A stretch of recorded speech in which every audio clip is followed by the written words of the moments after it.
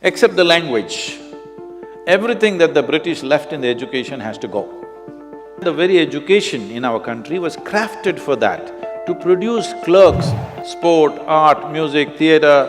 Every dimension of life is a wealth for this nation. It is not just clerks, managers, teachers and scientists who make the nation. The most significant thing about the generation that is next is the teachers. It's not a business transaction that you're planting seeds which will blossom well after your time, but that is the greatest thing about being a teacher.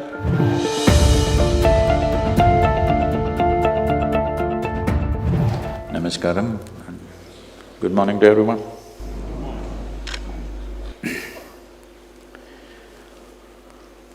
Well, I wouldn't dare lecture to the principals of schools. But we're at a time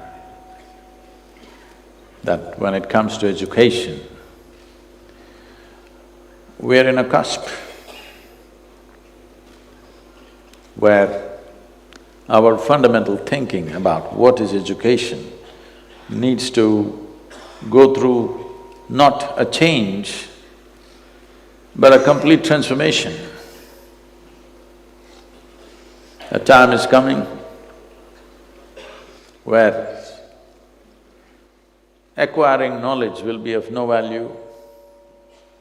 A time is coming where scholarship will be laughed at. A time is coming where projecting data accumulation as intelligence is going to be a thing of the past.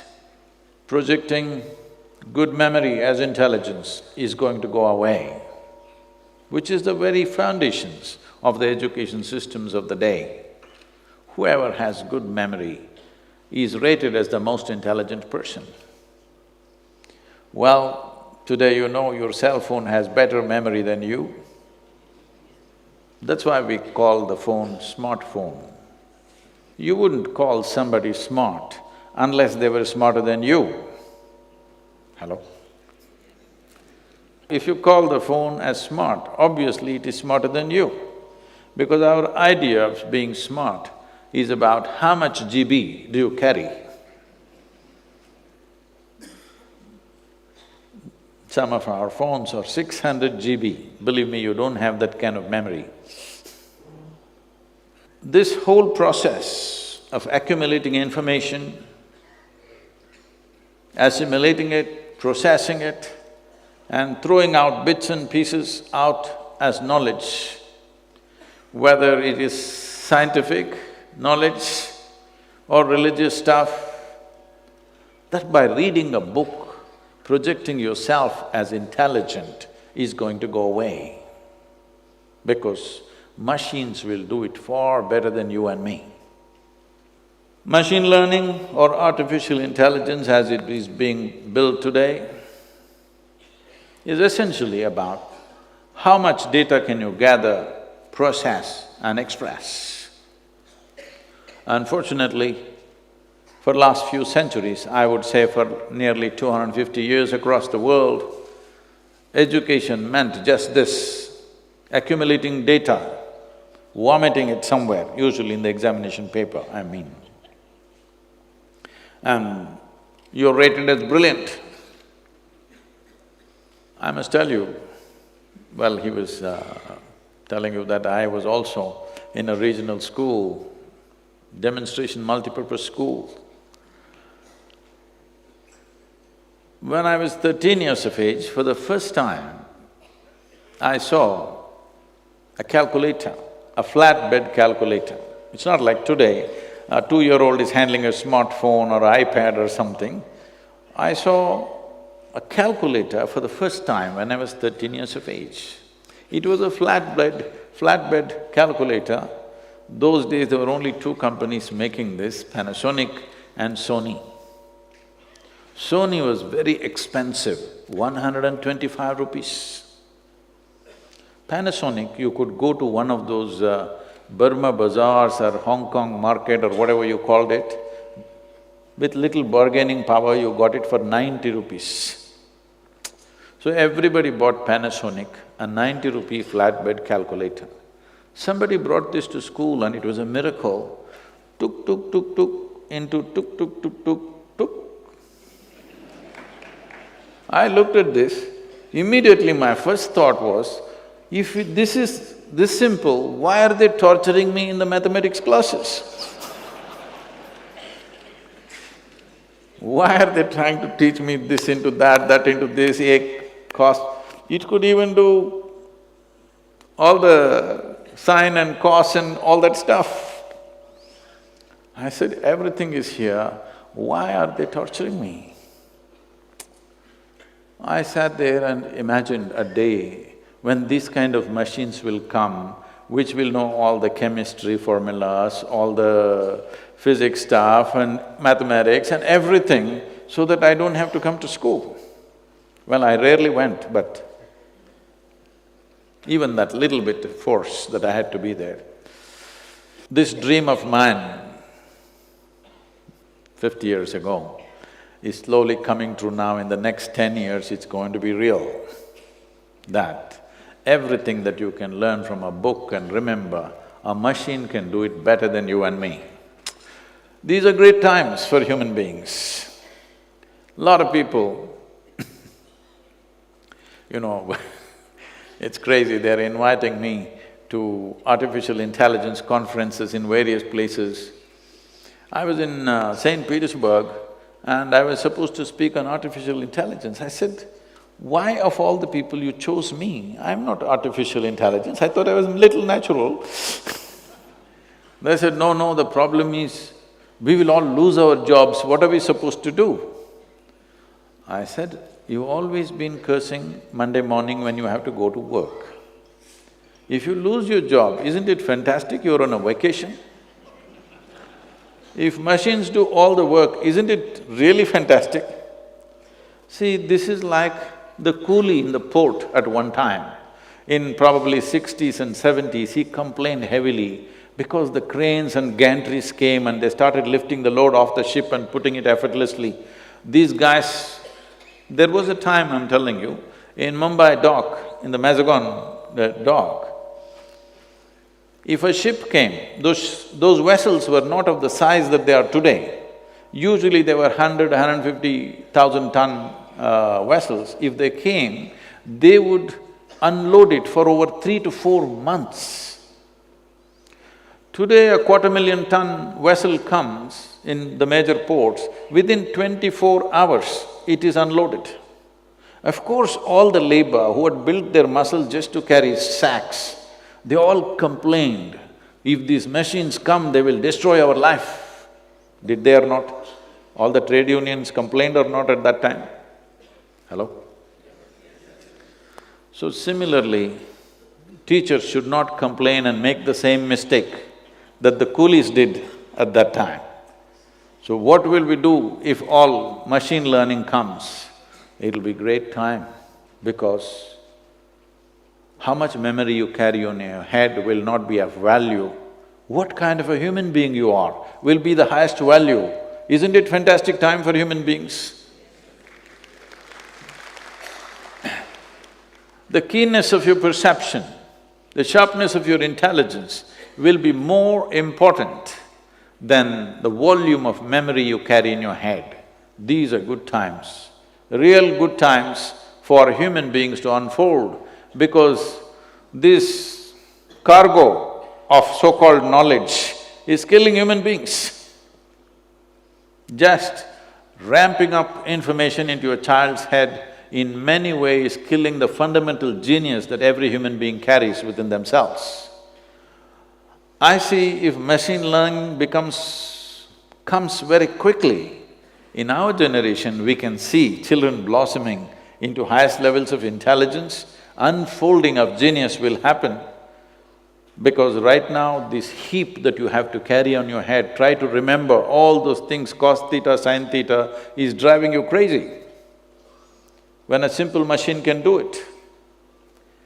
Human intelligence is of a different nature. We should never misunderstand memory as intelligence.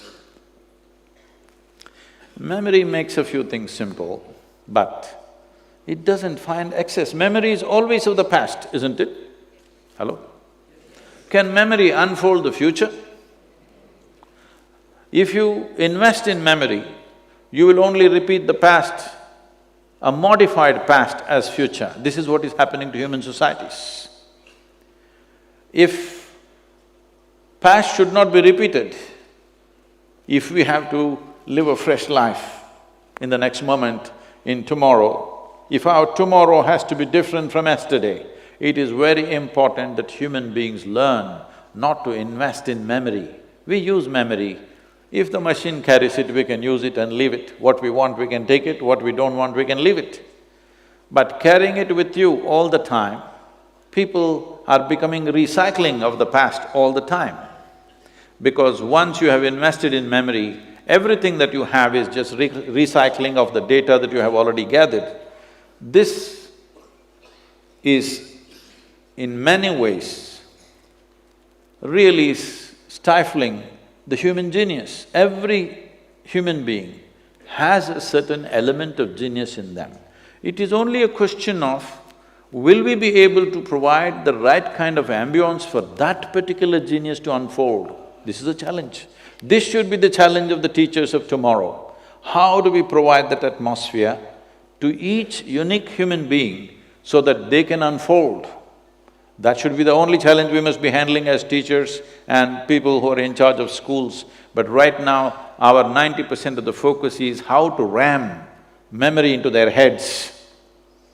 This is a time that all of you as educationists, you are at a point where the sooner we transform our education system, the better edge our children will have for the future in the world. How quickly we shift to machine learning will determine where India will be in another 30 to 40 years' time. So you have a tremendous responsibility, but as already introduced, you're supposed to grill me. I leave it to you. Please, if you have questions, whatever kind.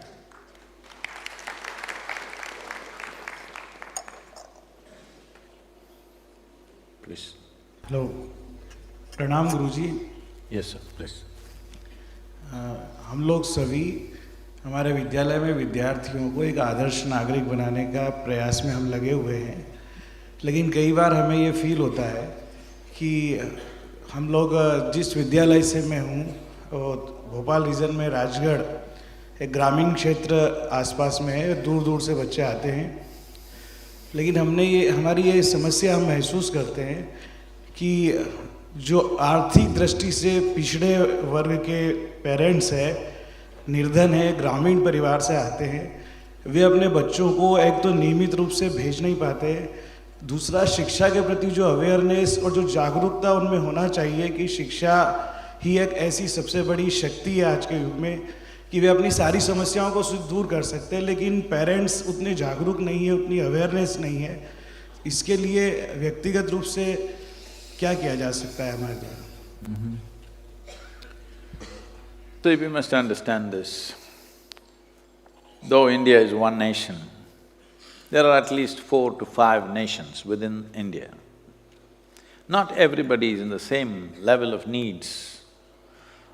There is a most affluent class in the country. There is a segment which is upper middle class whose aspirations are very different. There is middle class where it's always about how will our children get jobs and stuff. And there is rural and other dimensions which you're referring to, where it's only about somehow getting out of that social and economic pit in which they are. We cannot address all these categories as one. It is wrong to do that. In the name of uniform education, we are trying to do this. I understand the thought behind it, but it's not practical. It's because of this.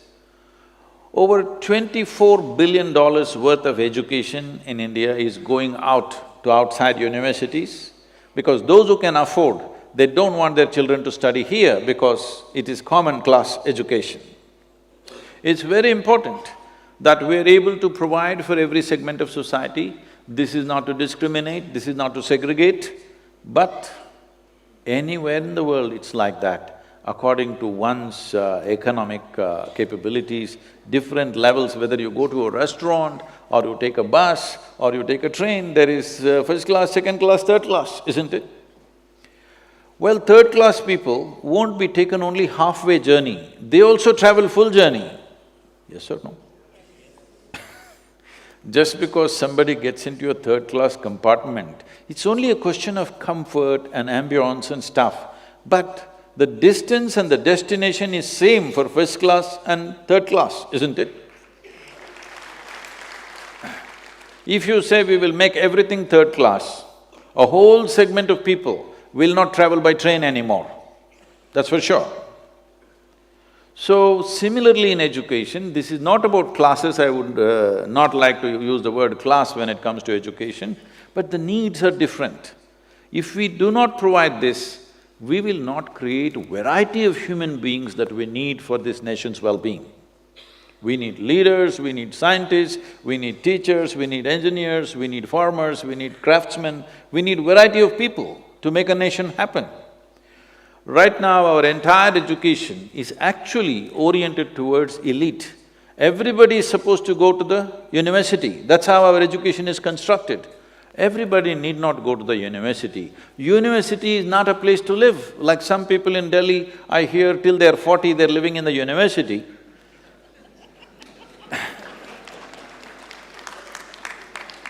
You must live in this universe, not in the university. So, the whole population aiming towards the university is not the right kind of education. This is this is the education designed by Her Majesty's Service. We have made some changes, but we need more drastic changes. I am saying, this may sound extreme to you, but what I am saying is, except the language, everything that the British left in the education has to go. Language is a passport to the world, we must keep the language. Everything else need to go because that was designed for a specific purpose. Where obedience is higher than intelligence, that's not the way to bring up our children. That is the way to bring up occupied population. When we occupy a nation, we want obedience. When we are raising our children, obedience is not what we want them to flourish. We want them to be more intelligent than us. Our children must be 2 steps ahead of us, isn't it? So if that has to happen, we have to craft this. Just to give you some sense of this, we're running 3 different types of schools. More as model schools so that these systems can be incorporated by everybody. We have one level of schools in rural India, in remote places where there is usually no proper education facility. These are called ISHA Vidya schools. Here the focus is mainly to get them out of their economic and social conditions. They will never get out of those social conditions in which they are, unless you move them away in some way. They must have a passport to go anywhere they want, not stuck in the same place. Almost 46 to 47% of the children who are in our schools are first generation going to school. Their parents have never been to school. This education, at the age of 6, we start English language and computer usage, because these 2 are passports for them to step out. We have another school called ISHA Home School, this is for the affluent, where it is run this way, 20 children will stay in a large household with 2 committed parents, and all education happens within the house, except for libraries, laboratories and playgrounds. Everything else is largely within the home kind of atmosphere. In a very caring, committed way, this process happens. The education is in a thematic way, in the sense, we always start the school when the monsoons are pouring, so the first, second, third standard always starts off with monsoon. We get them soaked in the rain, which parents never allow them to do. They really get through and through, soaked to the bone, And then we talk about the chemistry of monsoon, the other meteorological aspects of the monsoon, the economy of the monsoon, the psychological impact of the monsoon, everything is from the monsoon, because you cannot ignore monsoon in southern India next to the Western Ghats. And when monsoon is happening, you're telling them E is equal to mc squared, it's not going to work. The children are interested in the rain, they think the sky is falling apart. This is the time to get them engaged in that. So this school is run in a certain way, this costs money. This kind of arrangement costs money because for every 4.5 children, we have one adult taking care of them. So on an average, I'm saying, this takes a very intense approach and our maximum limit is only 340 children. Obviously, we cannot educate the whole country like this. It's just more like a model as to how it works, and it works in a brilliant way.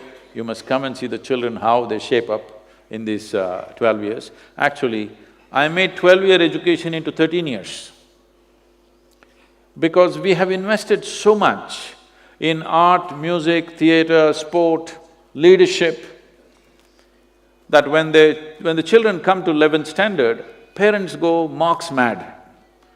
What about my child, where will he go, where will he go? So I said, 1 year extra. So people told me, Sadhguru, who will leave their children for 1 year extra? They're eager, their children go to IIT, medical college, this one, that one. I said, this is the way it is. Those who want to withdraw, their children can withdraw. This happened 3 years ago. Not a single child was withdrawn. All the parents wanted their children to go through this. Because most of these parents are thinking of sending their children to, foreign universities, outside, overseas universities and things like this. 1 more year, they settle, they have a huge exposure to leadership qualities and variety of other things. In this school, we are beginning to do this. We wanted to start separate schools for this, but because we didn't have the economic strength to do it, within the school we are doing it. We identify about 12 children, a group of 12 children when they're in their 7th standard, and we establish a mentor. Like let's say mathematics, we have a very high-quality mathematics mentor. He takes these 12 children from the age of 10, 11 to 17. 80% of the education is only mathematics, only 20% in the other curriculum they play around a bit. But these are only focused on mathematics. If we don't do this now, that our focus is not specialized, we are only thinking of… See, there was a time in 60s and 70s, we were thinking of literacy in this country. Because when the British left, our literacy was somewhere around 7% of the population, rest were illiterate. So our whole focus was how somebody can put his name on the paper. This was our focus.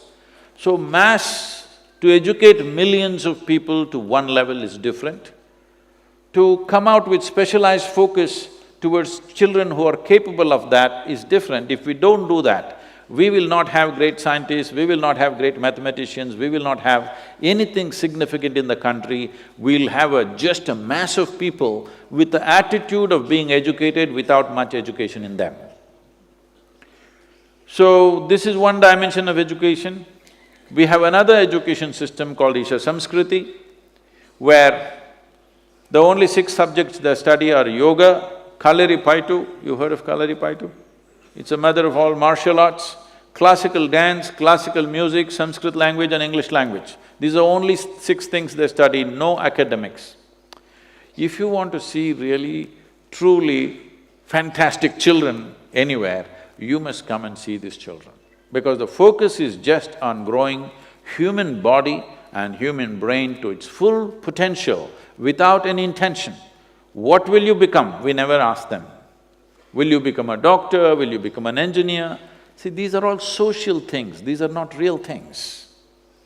From my own experience, like he was saying that my vision is because my father is an ophthalmologist. Well, he only examined the 2 eyes, he had no instruments to examine the 3rd one.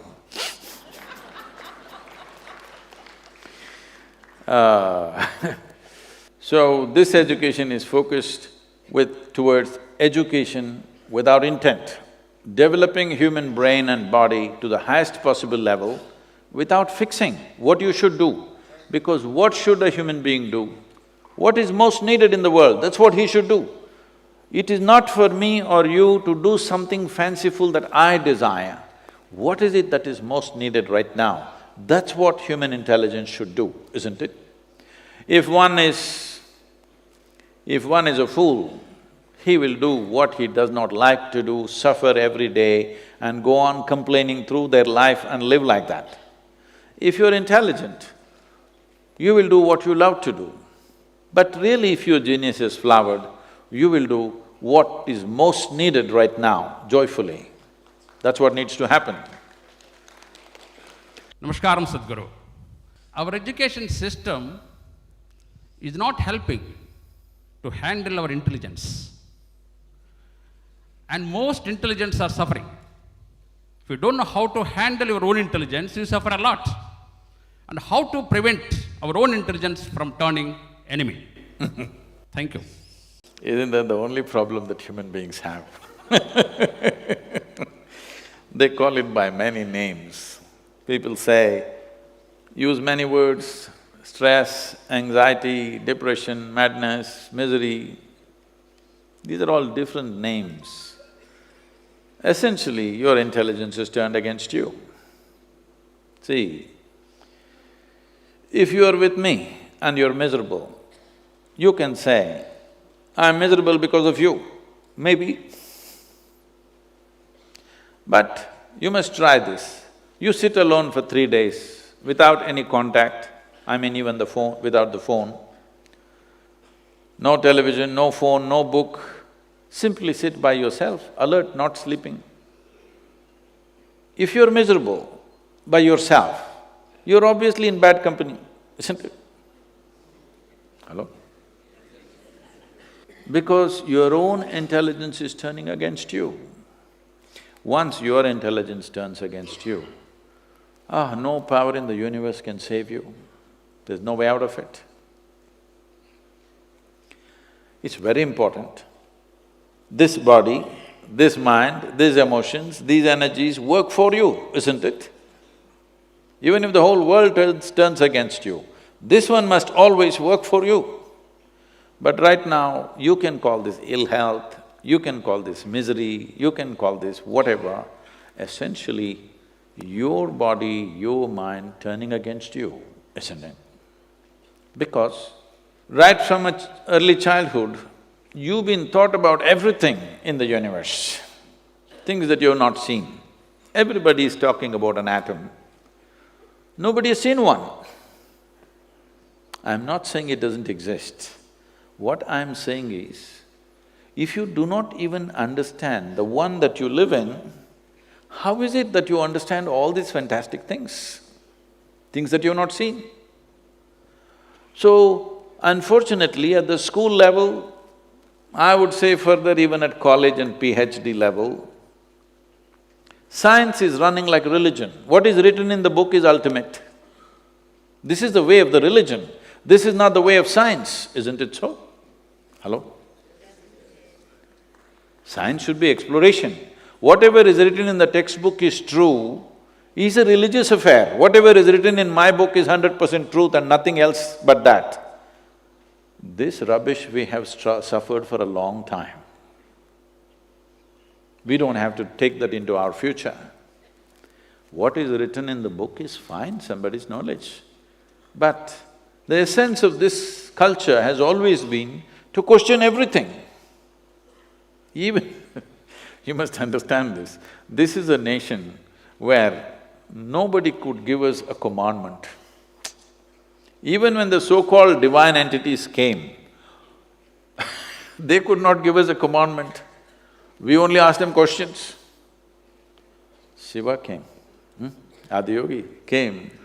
He opened his mouth to speak to his beloved wife.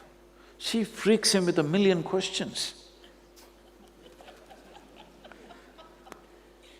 Krishna tries to speak to his closest friend Arjuna, that too at the edge of the battlefield. That guy asks hundreds of questions. He can't shut up and listen because that's not Indian. Anywhere else, if anybody who claimed to be God or God's agent or God's son or whatever, they would say, "This is God's will, shut up and listen," and everybody listened. Not in this country, because we have a very ingrained scientific temperament in us, not the kind of scientific temperament of disregarding everything as it's become today. We have a different kind of scientific temperament. We question everything, but with reverence. We bow down to him and say, "You are my God," but we have questions. Hello? Hasn't this been our way? This is scientific temperament. I don't care a damn who you are. This is not science. Without knowing who you are, if I don't care a damn for you, obviously I am some kind of a negative religion, isn't it? So we are not religious people. We have a very scientific temperament, always asking questions and questions and questions. You should not kill that in the schools, they must ask questions. What is written in the textbook is not absolute. Hello? This happened. Rao Garu, can I tell a joke, is it okay? Okay. Because usually principals are considered very serious. At least children think so. This was in London. This was one of those socialite dinners where all kinds of people were there. A profound scientist also was invited. He was a quiet man sitting there. Nobody noticed him because he's not dressed like that, he's not acting like this, nor is he drunk, nor anything. To be noticed in a party, you must be either dressed in a bizarre way, or you must be talking in a bizarre way, or you must be at least drunk. He was not any of those things, so nobody noticed him, he just sat. And a very high society lady came and settled down next to him, she ignored him and she was busy. Then just out of simple courtesy, she looked at him and asked her, "What do you do?" The scientist said, he said, "I'm studying science." Oh, she said, "Oh, you're studying science? I was done with it in my high school." What to do? We think we can be done with science, there's no such thing. It is not done with a textbook, it's not done with a PhD, it's not done with anything, it's a constant inquiry. This sense of inquiry is deeply, deeply ingrained within this culture because we've always been a land of seekers. We sought maybe inner nature, but we have the temperament to seek. We are not a land of believers. You can't make us believe what's written in the textbook, we will question. This is the nature of who we are, because we've always been a land of seekers. We have never been a land of believers. This must continue in a more aggressive way. People are trying to subdue this. No, more questioning should happen than ever before, because if you don't raise questions, then human intelligence will slowly sleep. Maybe putting it to sleep is better than turning it against yourself, that may be the logic. As you have heard, this word is being used everywhere. Suppose somebody is doing yoga, we say he is doing sadhana. The word sadhana has been misunderstood as practice. Sadhana means a tool. That means we are turning this body, this mind, this intelligence, this memory, this emotion, this energy into a tool. These are my tools. To live this life, these are my tools, isn't it? What else do you have? This is all you got. If the tools that you have don't work for you, they will become a nuisance. And tools are of immense value. Human beings, we as human beings, we are who we are on this planet compared to other creatures only because of our ability to use tools. Is that so? I'm seeking a higher opinion. Those up there, hello? Is that so? We are who we are only because of our ability to use tools, isn't it? So for example, they were showing the image of Dhyanalinga on the video. People come and when I'm speaking, if I say… if I refer to Dhyanalinga as a tool, some people get offended. Sadhguru, how can you call Dhyanalinga a tool? It's more than our life. I said, then you do one thing, you come to the yoga center, I'll give you some work. Maybe plumbing maintenance work. No tools. You can do it with your hands, use your nails, use your teeth if you wish. At the end of 3 days, most of your nails will be gone, some teeth will be gone. After 3 days, I will give you just one spanner. Will you worship the spanner or no? Hello? Yes? So you don't understand the power of a tool. So if this body, this intelligence, this bank of memory that I have, these emotions and these energies don't become effective tools in my life, I am a disaster. Doesn't need any outside help. Why most people get married is because they at least want to see I'm miserable because of somebody else. They don't want to see they're miserable by themselves, because if you see them when they're not married, they were anyway miserable. When they get married, they have a good excuse, it's because… There is a way to turn this into our tools. These are our tools to be used for our well-being.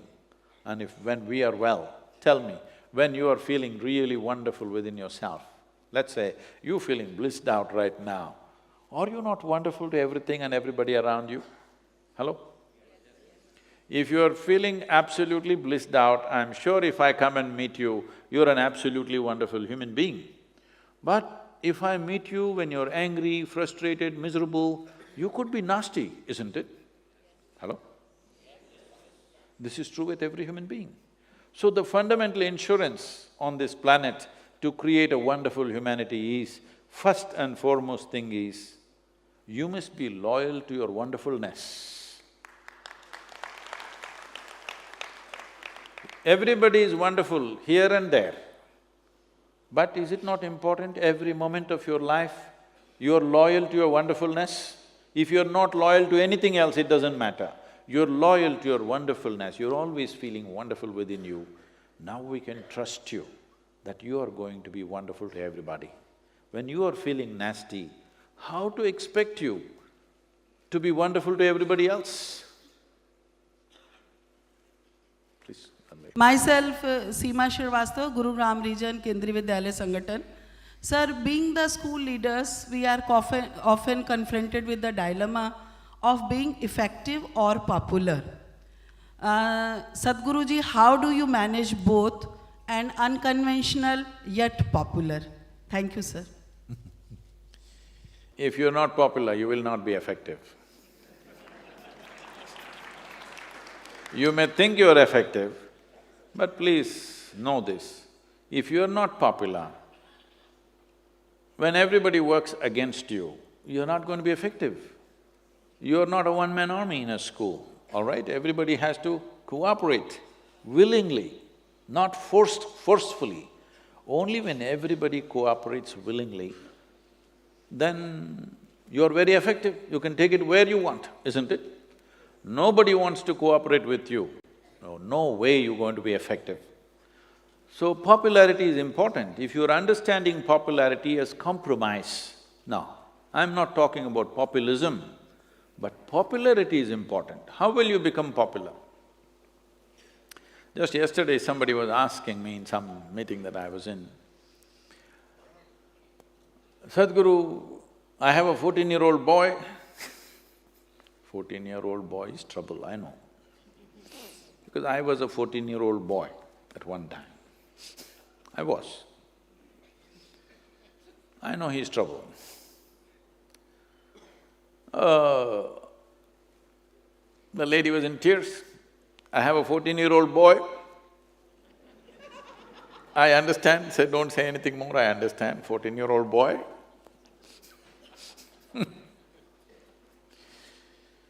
So the thing is,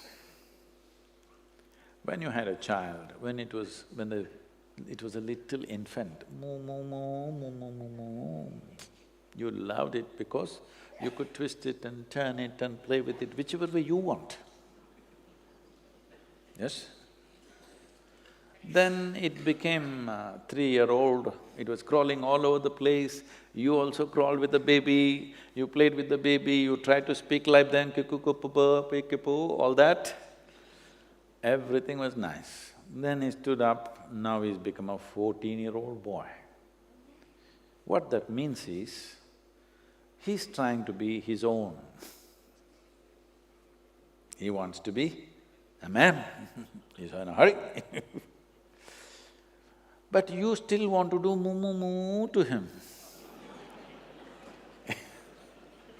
When you crawled with him when he was 2-3 years old, he also enjoyed it. But now he wants to swing.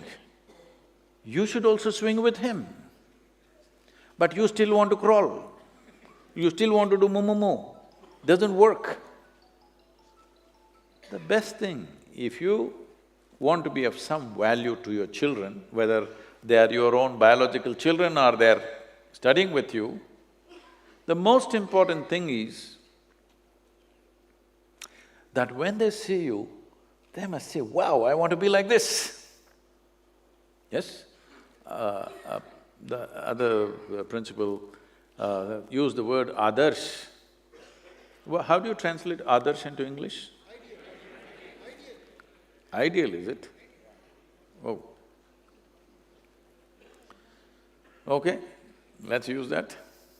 Ideal does not mean perfect. Ideal means something that everybody aspires to be. I'm sorry? No, don't roll with the models, that's not good. Role model is a very Western thing. Ideal means something that everybody aspires to be one way or the other. So instead of being popular, you must become that kind of a person, you don't have to say a thing. You become that kind of a person, everybody wants to be like you. Do you know how easy to run a school then? Hello? All the kids want to be like you. So, that's a lot of exercise for you. You must learn to dance like them, you must like to sing like them, you learn to speak like them. Then they say, wow, this is how I want to be. Once they want to be like you, there is no issue making it happen. Yes, very simple. I was doing a program for one of the top really one of the largest multinational company in the world,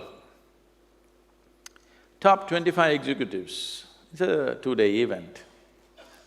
I had 9 volunteers with me. ISHA Foundation is a completely volunteer-run organization. And these 9 volunteers were managing everything for the program, and on the second day, one of these executives asked me, Sadhguru, where do you get such people? Because they're always looking for attrition, Where do you get such people? I said, you don't get them, you got to make them. How do you make them? I said, you have to make them fall in love with you. So you must make them fall in love with you, not demand something. You must make them fall in love with you. If they fall in love with you, oh, with your little finger you can run the school. Rest of the 9 fingers can do something else, because they're all in love with you. This is what you need to do. If somebody has to fall in love with you, what you should do? You must shine a bit. Hello? Yes or no? You must shine a little bit. How to shine, I won't tell you, because in different atmosphere you have to shine differently.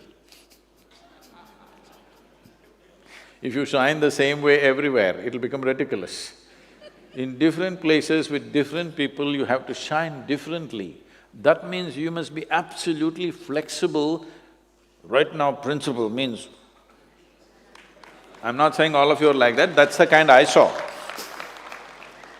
So that's why I rarely went to the school unless it was a must. I never went there. Okay. What is that? I don't want to be near that kind of person, so I didn't go there. So, not all children may be as enterprising as me, who found various ways not to go there. Poor children, they end up there and they're constantly with somebody that they don't like to be with. No wonder they'll create trouble. Hello? They're always looking how to put the teacher into trouble. I'll tell you, this you must come and see, because you're educators, when it's possible for you, please come and see this. Don't go by my word. When we were creating the ISHA home school, first day I called a group of people, none of them are teachers, even now. Almost 90% of them are not trained teachers. They're just doctors, engineers, accountants, well-educated, intelligent people, but not trained to be teachers, because I don't want them to come with the baggage of how to teach. I just told them, you learn physics with them, you're a grown adult, can't you learn 10th standard physics with them, along with them? And they've become fantastic teachers now by themselves, because it's the students who take it up. So they asked me, Sadhguru, after I spoke for about 6 hours, they said, how do we know that we are fulfilling your vision? I said, this is all, it's a residential school. So I said, see, at the end of the term, if children are in tears to go back home, that means you're doing well. But if children are in tears when they come to school, that means you're not fulfilling my vision. Today you must come and see, at least 30 to 40% of the children, when they're going for vacation, they're all in tears. At least 15% of the children come 10 to 15 days early to the school because they want to be part of setting up the school along with the teachers. That's wonderful, they want to be there. When I said 1 year extra, all children celebrated, wow, 1 more year we're going to be in school. When I was in school, if they had told me 1 more year, I said, I quit. So, we must create a space where they want to be there. Well, you're running government-run schools, not everything is in your hands, but your persona and how you do things is in your hands. You may not be able to change the whole school. We have made the school almost like an art museum. I decided if we ever create an educational institution, first of all, children should learn to walk and move gently. So, we created very delicate art in the school. Believe me, in the last 13 years' time, not one thing is broken, children maintain everything. We let them run the school sometimes, the finance of the school, the cooking, the works that happens, 1 week in a year, they run the school completely. So they know this is important. They are not just there as recipients of something, they are part of making the school. And the school anthem says this, I am the school, I am not in the school, I am the school. Because without the children, where is the school? It's the children or the school, isn't it? We must bring this in their emotion and thought, that you are the school, not me. I am a principal, but I am not the school, you're the school, isn't it? I am only facilitating, but you are the real school, without you, where is the school? If this comes into them, I'm sure you can create, to whatever extent possible. The ideal may not happen, but we can aspire towards it.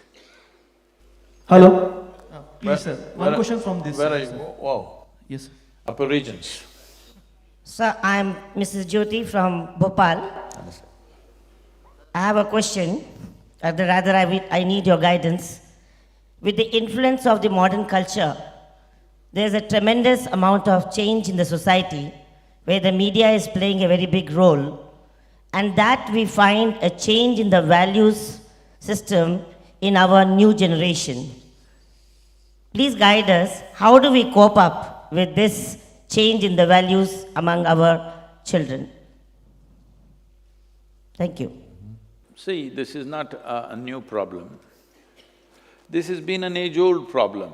Every generation thinks the next generation is loose.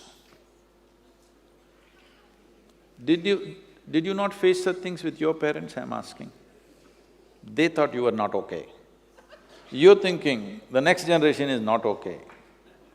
We're making the same mistake with every generation. Well, for me personally, I wish it becomes like this for everybody. For me personally, my integrity is not because of my morality. My integrity is because of my humanity. This is the only value we must have, that we are human.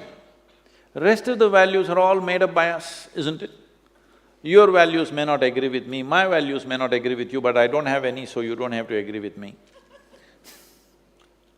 The important thing is our humanity is not compromised at any time.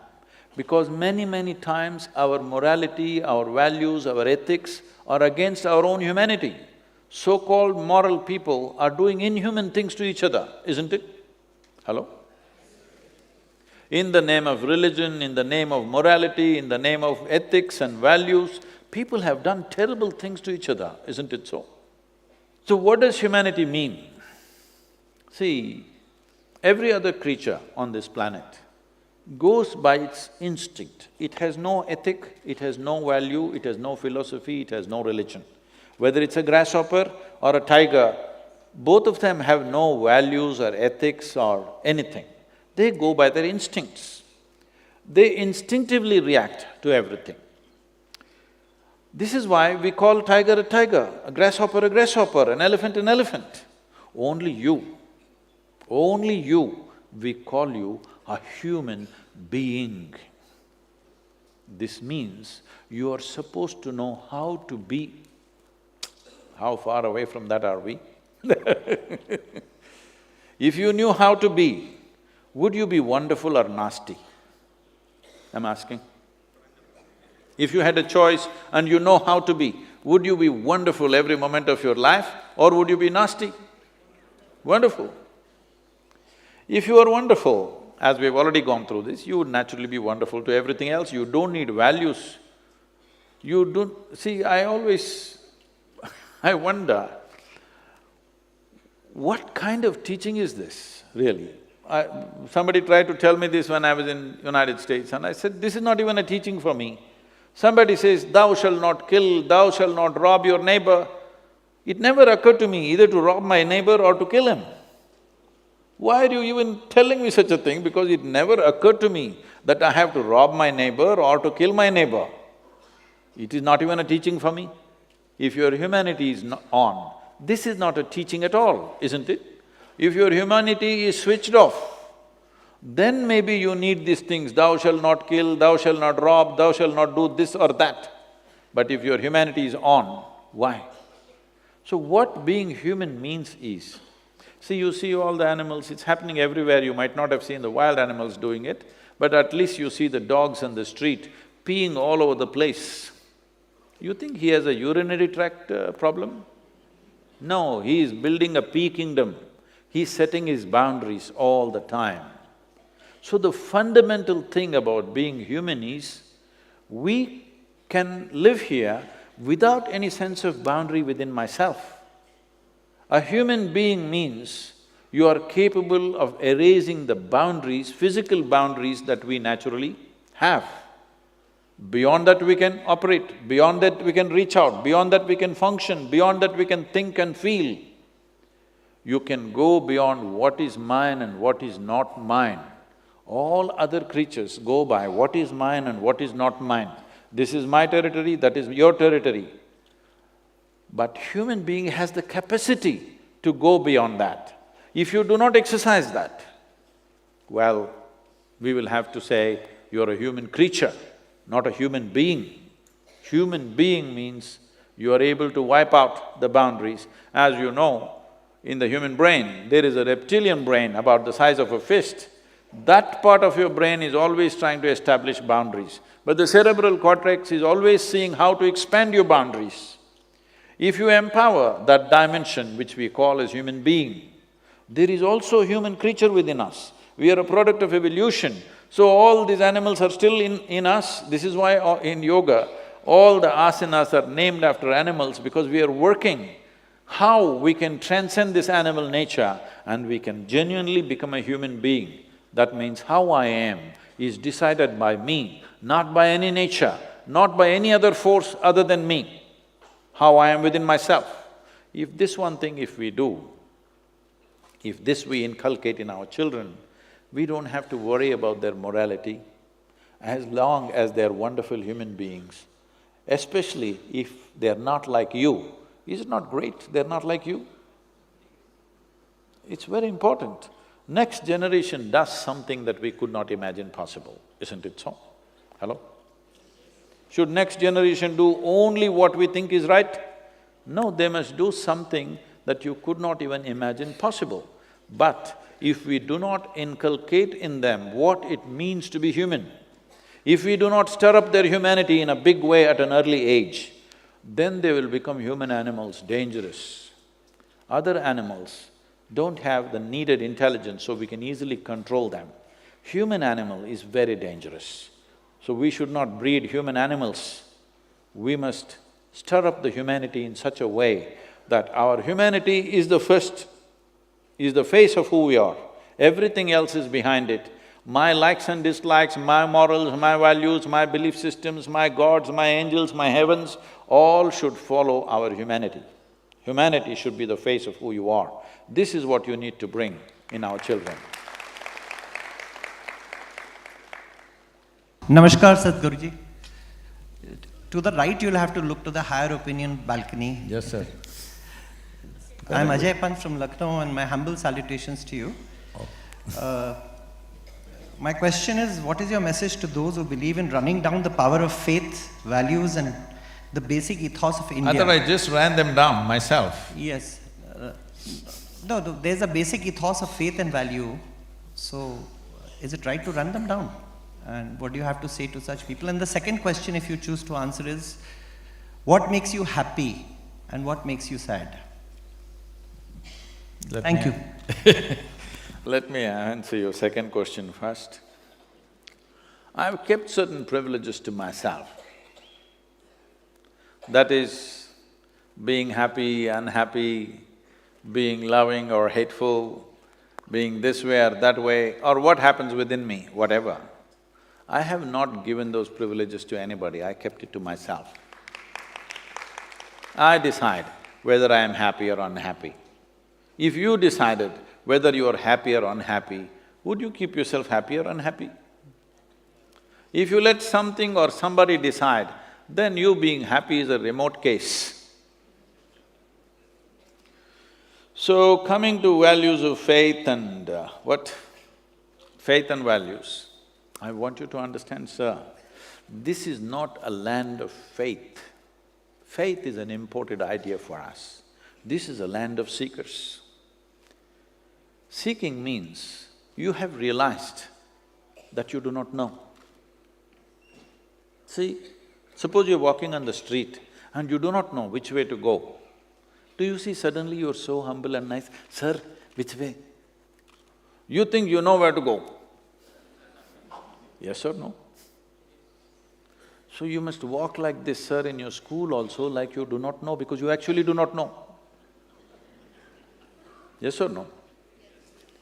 What we know of this existence, of this creation, is just a minuscule, isn't it?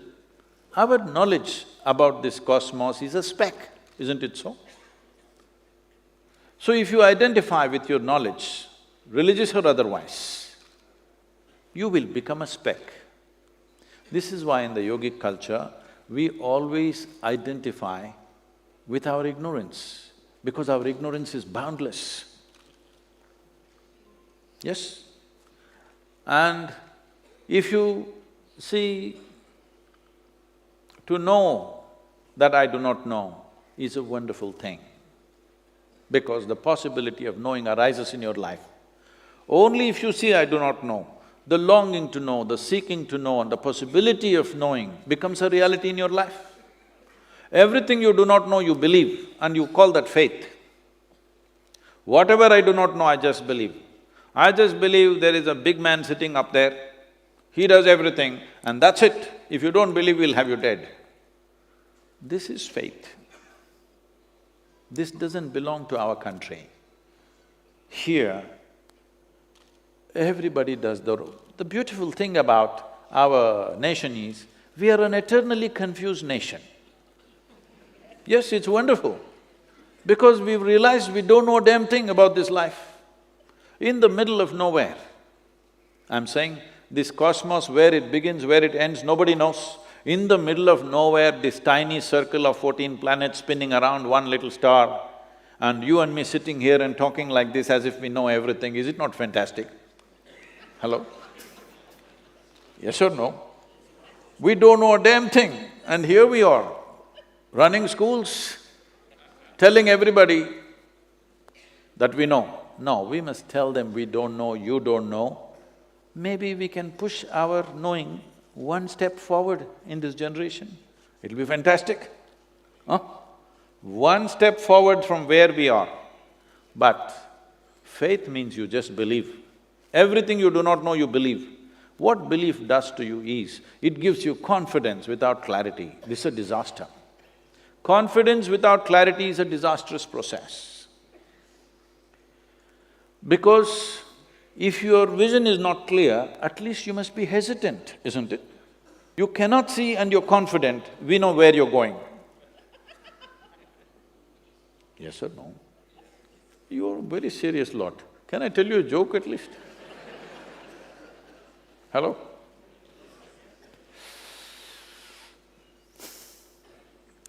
I want to tell a joke, sir, because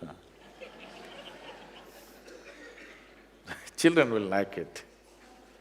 There were two young boys. Brothers, very energetic. When young boys are very energetic, they are constantly in trouble, you know. These boys are in some kind of trouble all the time. The parents are very embarrassed because the whole neighborhood is discussing their boys. They want to fix them, but you're all school teachers, probably you've forgotten, but I'm sure most of you have your own children. You know that it's easy to reproduce, but you can't really fix your children. If you have the necessary love and commitment, you can wait their problems out.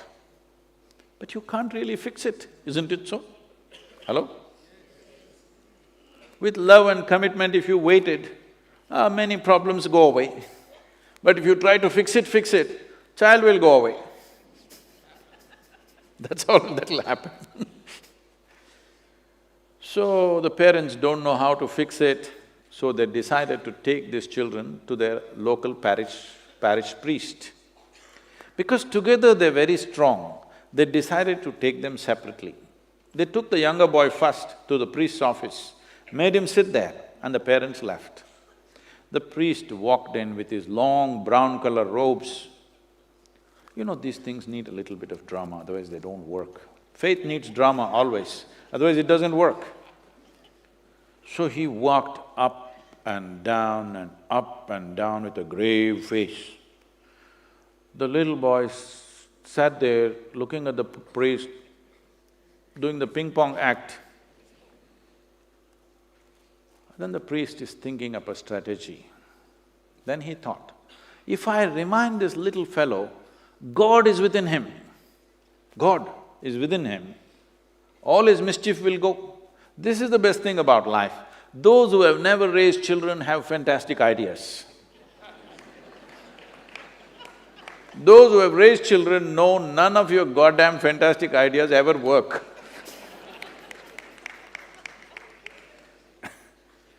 So, mid-stride he stopped and with a booming voice, he said, "Where is God?" The little boy looked bewildered, he looked all over because the God must be somewhere in the priest's office. Then the priest saw he's not getting the point, so he wants to give him a clue. So he leaned on the table, pointing at the little boy's chest. He's indicating, God is inside. "Where is God?" he asked. The boy looked even more bewildered and looked under the table. Then the priest saw, oh, he's not getting it. He walked around, came closer, tapping on the little boy's chest. "Where is God? It's here," he's indicating. But the boy got up and bolted out of the room, ran to the place where his elder brother was, and we are in real trouble. The older boy asked, why, what happened? He said, they've lost their God and they think we did it.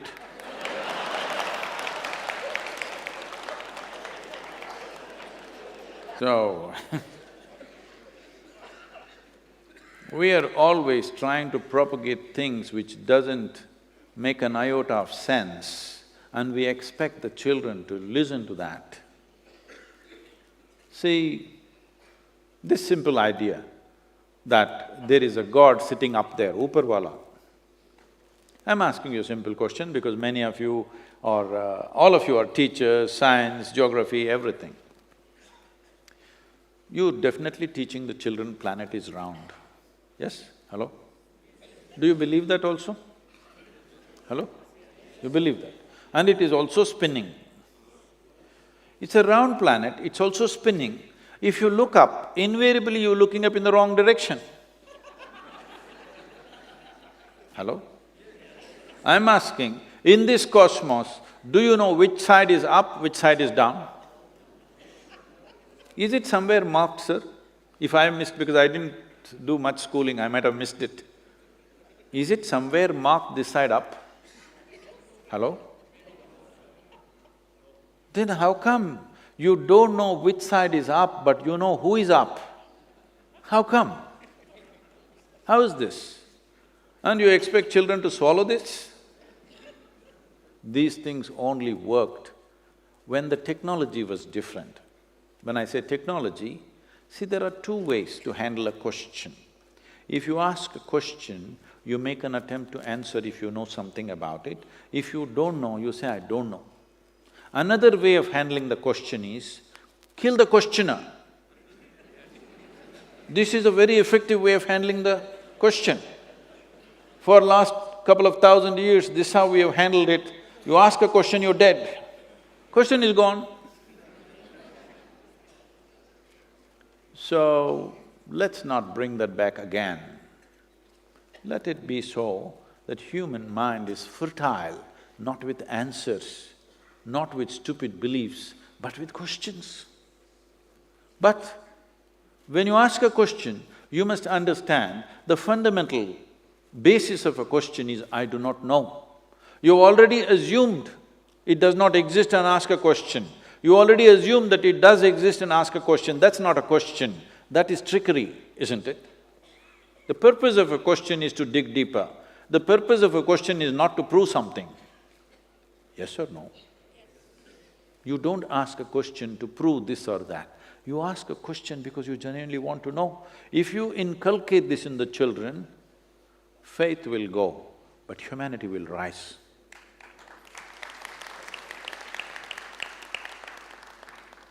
Pranam sir. I'm Sanjay Kumar from Prayagraj. Sir, it is said about education, that education is for life and not for seeking a mere livelihood. How do we teach children to strike a balance? As I said earlier, India is not one nation. There are many layers of India in different levels of comfort, different levels of existence, actually. If you ask me, let's say, let's take this as an example. How many or what percentage of people in this country can even sit in a space like this? Not even 2%, yes or no? This is not some fantastic heavenly place, this is a reasonably comfortable place. But how many people or what percentage of people can even sit in a space like this? It's 2% or less, isn't it so? So when this is the case, we cannot answer this question as one standard. As I said earlier, there are different levels of education which we need to do. Unfortunately, it is so. It is unfortunate that this is the reality, but that is the reality. If we don't work with reality, then that will be even more unfortunate. We have to address different people at different stages. Children who… I'm just, I was at the under-25 conference in Bangalore 2 days ago. They were asking me, Sadhguru, what is the difference you find between youth of your times? I said, this is also my time. They said, no, when you were a youth, how they were and today how we are, what do you see? I said, see, when we were growing up, our parents, even though they were reasonably well-to-do, largely they were concerned about our livelihood. Always the question is, how will you survive, how will you survive? When I showed no interest in education, I said, I'll do my own thing. They said, how will you survive? That was their only question. Because at that time, if you did not have educational qualification that they desired, you would lose your life, you would be on the street. But today, for a whole lot of people, not for everybody yet unfortunately, but for a whole lot of parents, at least in urban societies, if a child doesn't get educated, he may at the most lose his lifestyle, but he will not lose his life. That's a big difference. That's a huge difference in the evolution of a nation, isn't it? And when we were growing up, we were always thinking about the nation, we want to cause a revolution, what about the world, should we cause a global revolution, this kind of thoughts. But today, children are thinking only about their personal aspirations, because the larger situation is much better than the way it was when we were growing up. Even though we grew up in reasonably well-to-do families, very well-to-do families, I would say, not maybe rich, but well-to-do, that there is no problem for survival kind of families. But in spite of that, in our parents' minds, the only question is, how will you survive, how will you survive? Today, parents are not thinking like that. Parents are thinking, how will you make it, what creative things can you do, sport, art, music, everything they're thinking. This is the evolution of a nation.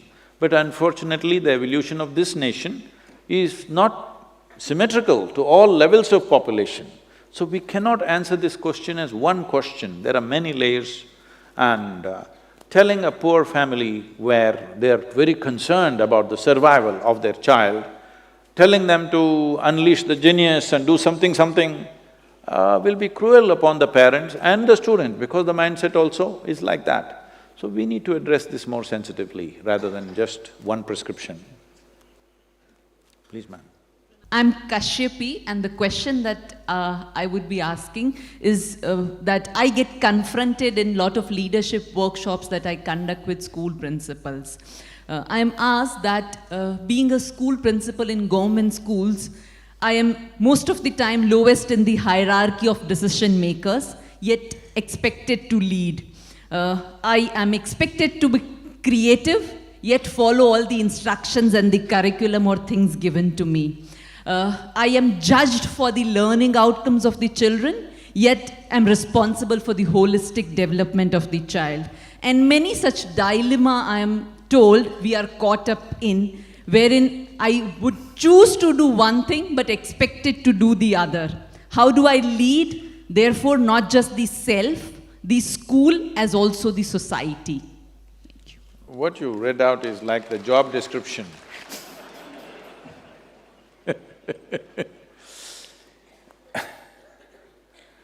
See, most of the things that you said are the challenges that every parent also faces, isn't it so? Yes? Almost every parent, even if they have one or two children, still they go through the same thing.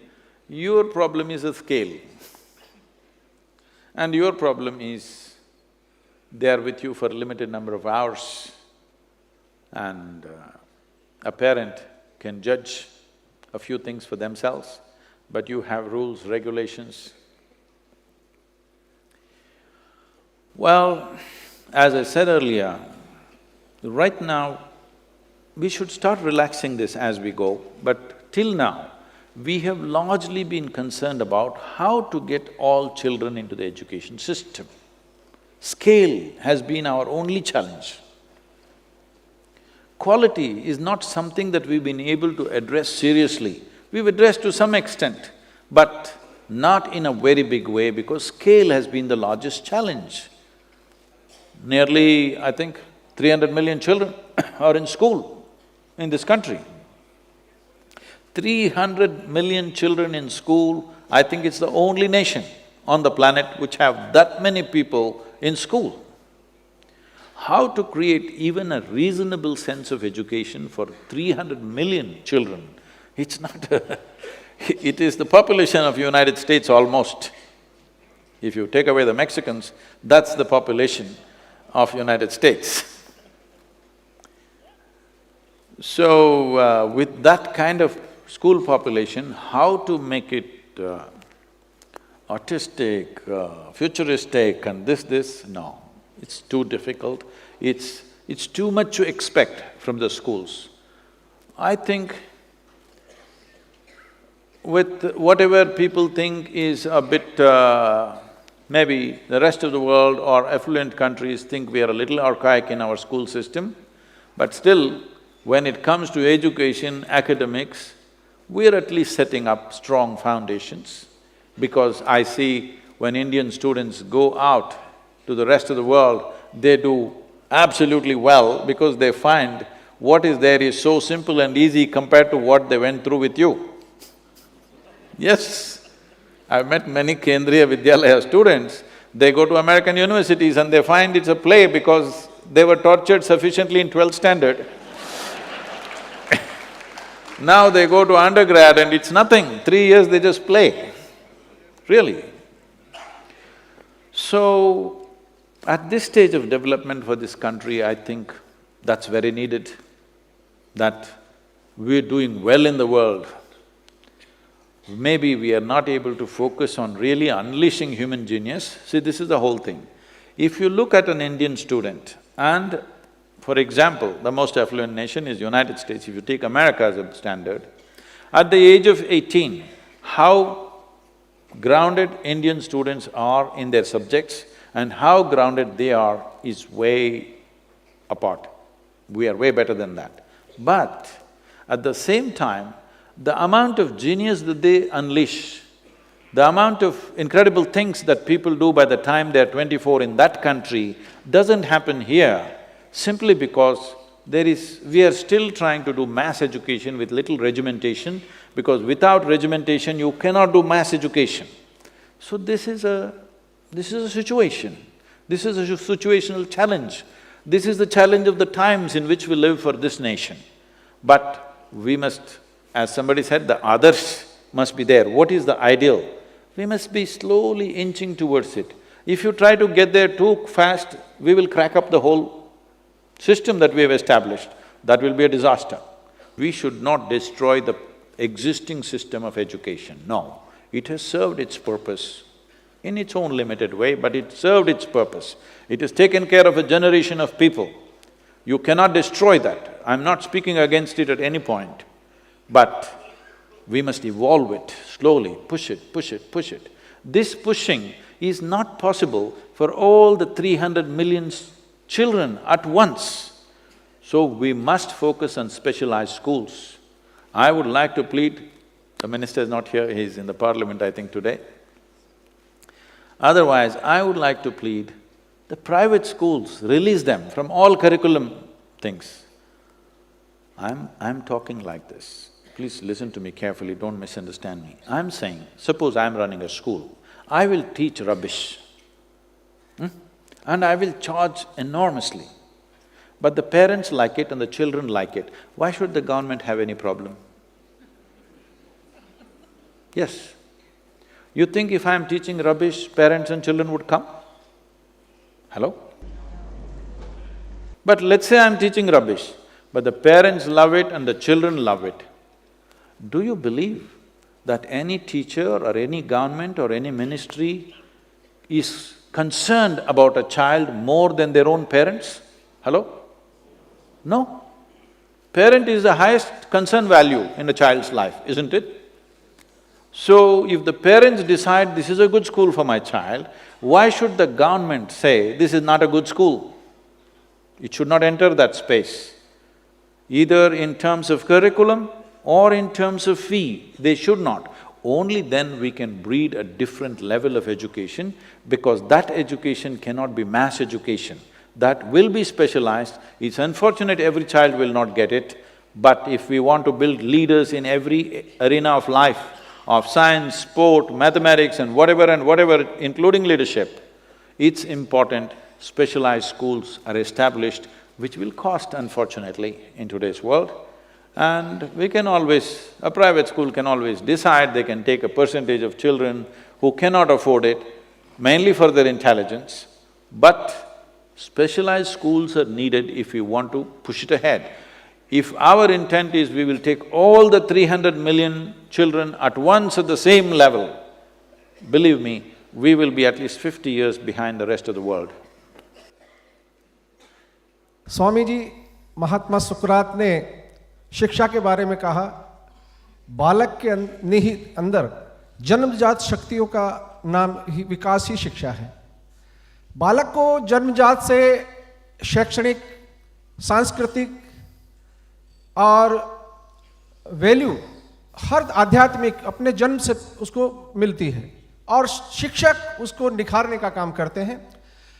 एक स्तर ऐसा होता है जहां पर उसको शैक्षणिक योग्यताएं जो उसके अंदर है उसको निकालने का मौका मिल जाता है, सांस्कृतिक योग्यताएं उसके अंदर है लेकिन उसको मौका नहीं मिल पाता है।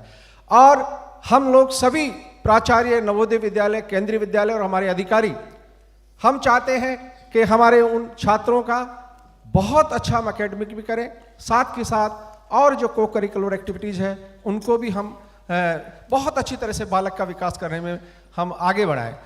कई समय हमारे पास ये प्रेशर होता है कि हम सिर्फ एग्ज़ाम के समय उस बच्चे को एकेडमिक की तरफ ही ज़्यादा ध्यान देते हैं और जो उसके अंदर प्रतिभा है, खेल के बारे में प्रतिभा है, संगीत के बारे में प्रतिभा है, उसको हम वो बच्चा उसमें ज़्यादा दौड़ता है, उसका मन उधर लगता है, उसका लगाव उधर होता है और वो बच्चा एकेडमिक में कुछ बच्चे रह जाते हैं और फिर आगे विकास नहीं कर पाते। इसके बारे में आपका क्या विचार है?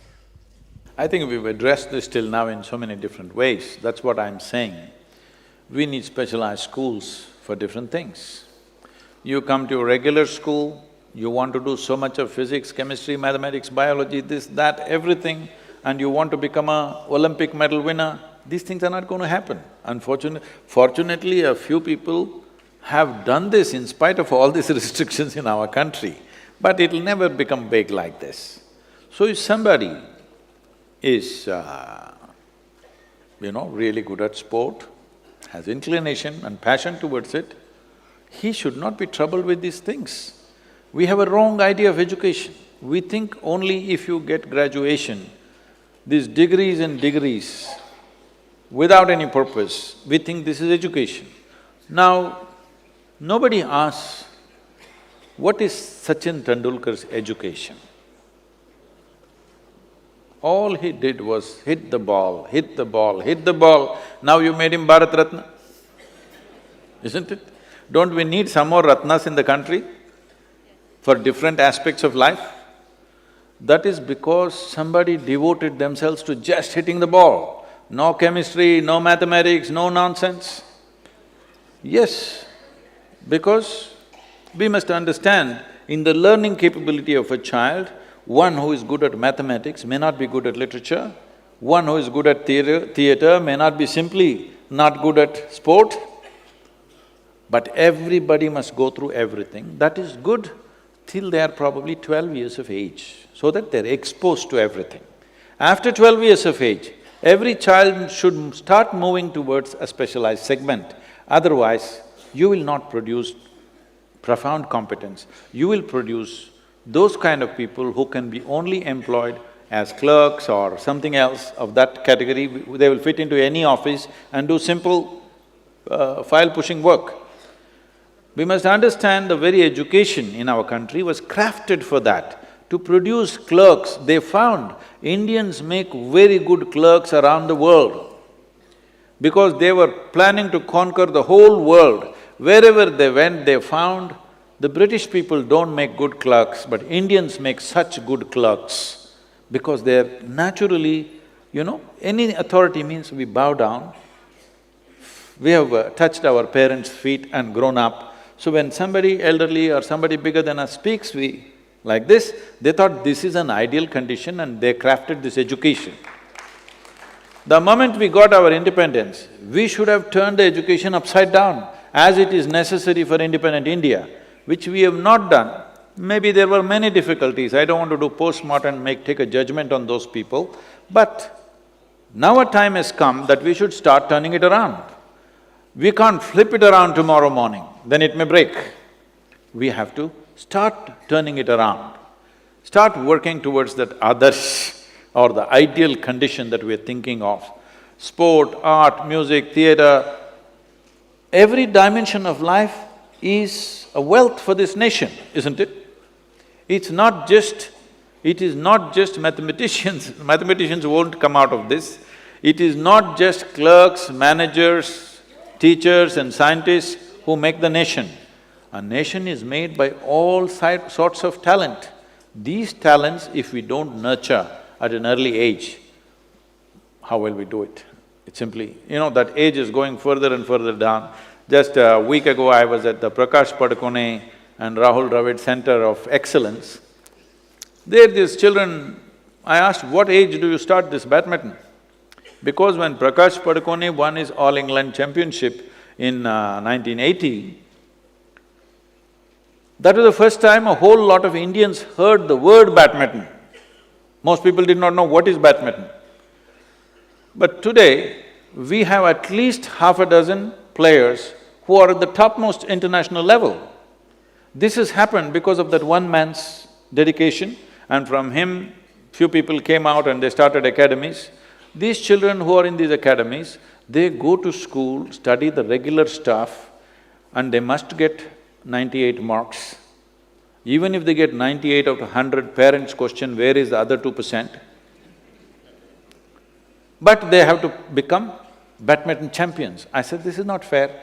All the parents are assembled in the thing. I said, if you find the child is physically fit and passionate about the game, willing to dedicate himself, because it's hard work. Day in and day out, it's not like going to school. Every day you're up at 5 o'clock, running in the morning, doing things, endlessly working out. If your child is willing to do all that, you shouldn't trouble him with education. The kind of education you think, sport is an education by itself. Music is an education by itself. This is how this culture has always been nourished. We produce some of the greatest mathematicians, greatest musicians, greatest dancers in this country, simply because those who went into those gharanas to learn music did only music and music. Today, that's what we brought in our ISHA Samskriti. They're doing music, they do only music. You won't believe, today I have at least half a dozen children who grew up with us, who are in the age groups of 20 to 22, 18 to 22, I would say. If you don't see their faces, if they just sing, if they sing classical music, you bring any expert, let them just listen to their classical music, they will think they're at least 40, 50-year-old musicians with 20, 30 years of experience. That's how they sing. Because from the age of 6, they have soaked in music into themselves. We did not trouble them with geography, history, this, that. Only thing is, we do workshops like Bharat Darshan, they travel around the country to see the country every year, and we do some simple workshops for arithmetic and banking and accounting so that they know how to handle their money in future. That's about it. And they know how to speak Sanskrit language, they converse in, and they speak English language very well, they can read and write, anything that they read they can understand, that's about it. Rest is only music and music and music. If we don't do this, we will not produce any kind of excellence in any field. Everybody will know a bit of everything, but they will not be good at anything. Sir, I want to ask that how education is an art, and it is being seen that we are imposing competition in present era on the students, sir. What do you feel about that, sir? Thank you. Well, in 2017, the statistics say over 18,000 children, that is below 18 years of age, committed suicide in this country. Out of which 7,600 children were below 15 years of age. 12, 13, 14-year-old children, when they should be a bundle of exuberance and joy at that time of their life, if they are taking their own life, our children, 7,600 children in the age group of 12 to 15 committed suicide in 1 year. That means we must understand we are doing something fundamentally wrong. Absolutely wrong, there's simply no question about it. This is not a statistic. I'm asking let's ask ourselves, if our children, not as grown-ups, but at the age of 12 or 13 they committed suicide, would you ever come out of it, I'm asking you? Because you know you've done something fundamentally wrong, isn't it? Hello? If 7,600 children committed suicide in that age group, we must know we are doing something fundamentally wrong. All of us need to look at it. What can we do so that this doesn't happen? This means, as a nation, as a society, we have taken a wrong step when it comes to raising our children.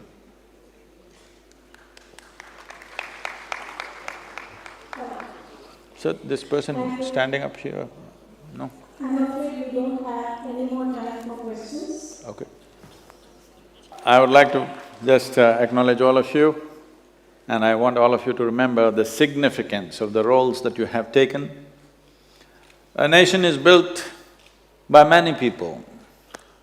We need engineers, we need doctors, we need politicians, we need various kinds of people. Among all these people, the most significant thing about the generation that is next is the teachers. And everything that you do today will blossom probably after your life is over. And this is the significance of human nature, that we are not looking at, we did this today, it has to come back to me. It's not a business transaction that you're planting seeds which will blossom well after your time. But that is the greatest thing about being a teacher. My humble pranams to all of you for the great work that all of you are doing. I've heard such fabulous things about the Kendriya Vidyalayas. I've met many of your students, whether they were under you or your predecessors, and many of them who are successful in various parts of the world always look back on their experience of Kendriya Vidyalaya as a stabilizing factor in their lives. So thank you very much for having me here. In whichever way we can be of assistance to this whole movement of schools, which are over 1,200 I heard, we are always willing to do that for you. If you want any kind of a simple form of yoga or Rupa Yoga for the children, which I feel is very, very fundamental to bring a more stable chemistry in the child, because that is a time when children are going through… You're handling children whose chemistry is changing rapidly beyond their understanding. It's very important, there are systems to stabilize that change, not to suppress that change, but to stabilize that change. So, in whichever way we can serve you, we are always available for you. I'm deeply, deeply humbled to be with so many of you here. Thank you very much.